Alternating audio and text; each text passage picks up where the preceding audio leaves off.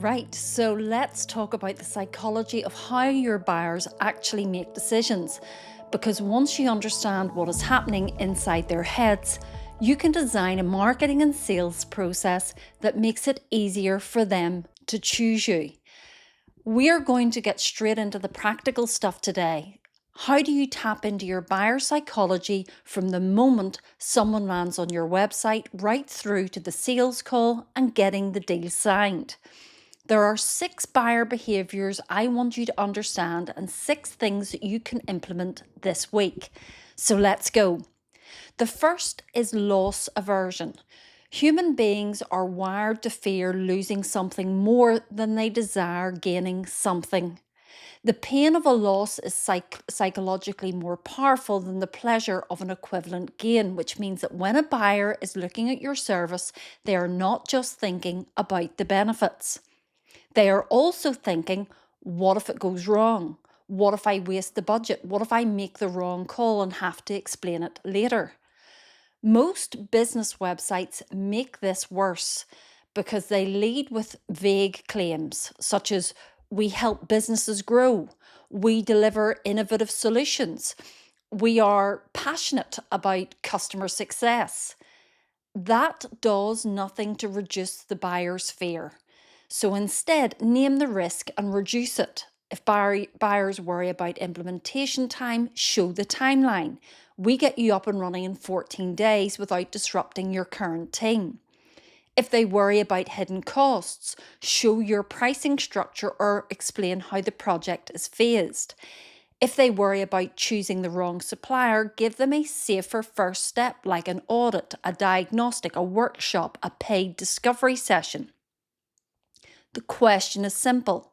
Are you helping buyers feel safe or are you asking them to take a leap of faith? The second is the anchoring effect.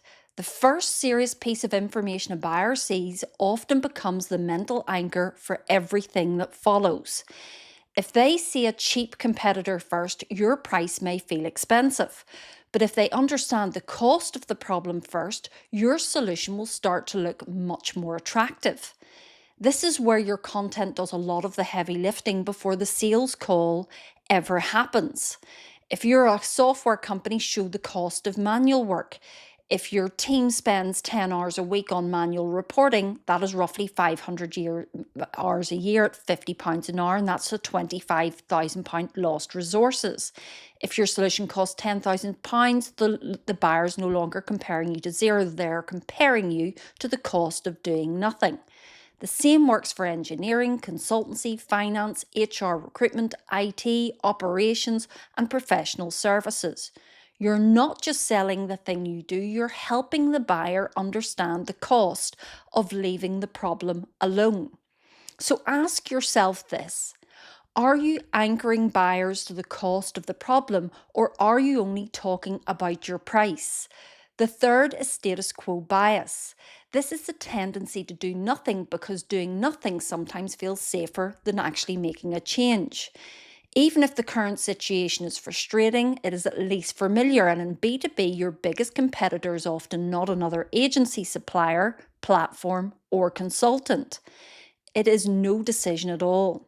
The buyer gets interested, has a few conversations, asks for a proposal, and then quietly parks it because the pain is not sharp enough yet.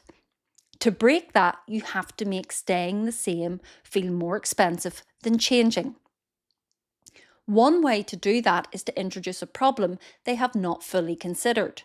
For example, if you're an IT company, you might say, most businesses are focused on cyber insurance, but what they often miss is whether their internal processes would actually stand up during a claim.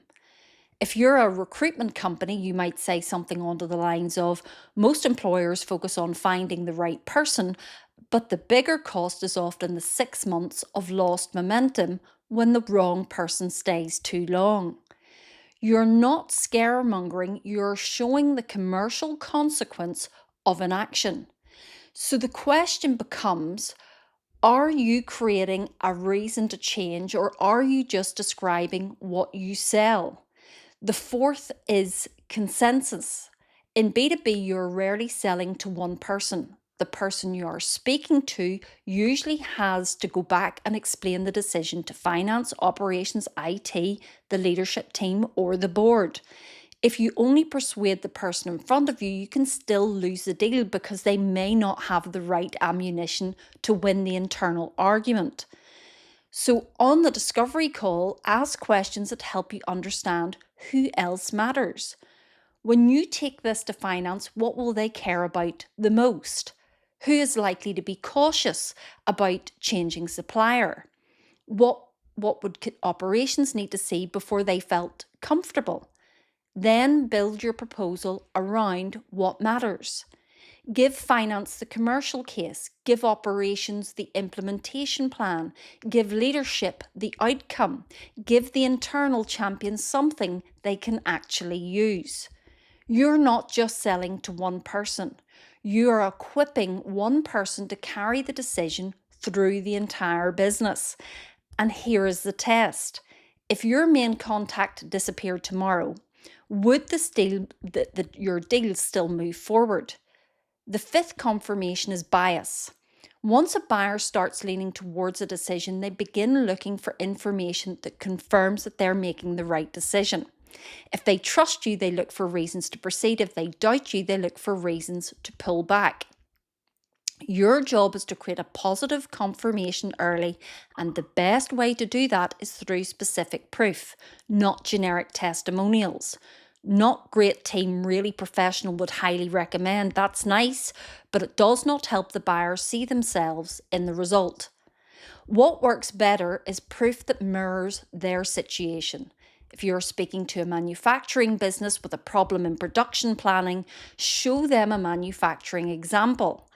If you're speaking to a professional services firm struggling with inconsistent inquiries, show them a similar firm that had the same issue.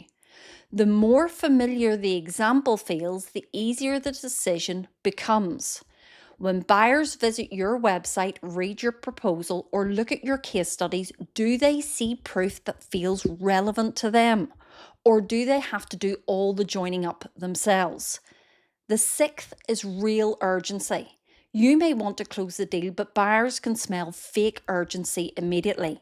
Sign today or the price goes up might work in some environments, but in B2B it often damages trust. Real urgency is tied to the buyer's own outcome or to genuine capacity. For example, if you want this system live before your busy Q4 period, we need to start onboarding by the 15th of next month to hit the date. The paperwork needs to be signed by Friday. That is urgency tied to their goal, not your sales target. Or we only take on 2 new clients a month so we can protect delivery quality. We have 1 space left for next month, and after that, the next start date is 6 weeks away. That only works if it is actually true. Genuine urgency helps people act. Manufactured urgency makes them wonder what else you're exaggerating. So ask yourself, is there a real reason to act now, or are you just hoping they eventually get around to it? So here is the summary. 1, reduce the buyer's sense of risk. 2, anchor them to the cost of the problem. 3, show why staying the same is no longer the safe option.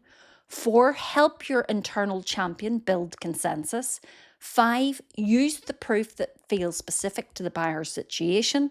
6, create urgency which is tied to the real business outcome. And here is my challenge for you. Open your website, your sales deck, and your proposal template. Then ask yourself one question. Where are you deliberately helping buyers make a decision? And where are you simply hoping they will? Are you reducing risk? Are you showing the cost of doing nothing? Are you giving them proof that people like them and want them to succeed? Are you helping them explain the decision internally? Or are you relying on them to figure all of that out for themselves? Because if it is the second one, your competitors may not be winning the deal. You may be losing it before the conversation even starts. That is everything for this week. Go and look at your website and your sales process and see which of these 6 buyer behaviours you are currently supporting. I'd be very surprised if all 6 are there. If you found this content useful, please like, share, and subscribe, and I'll see you next week.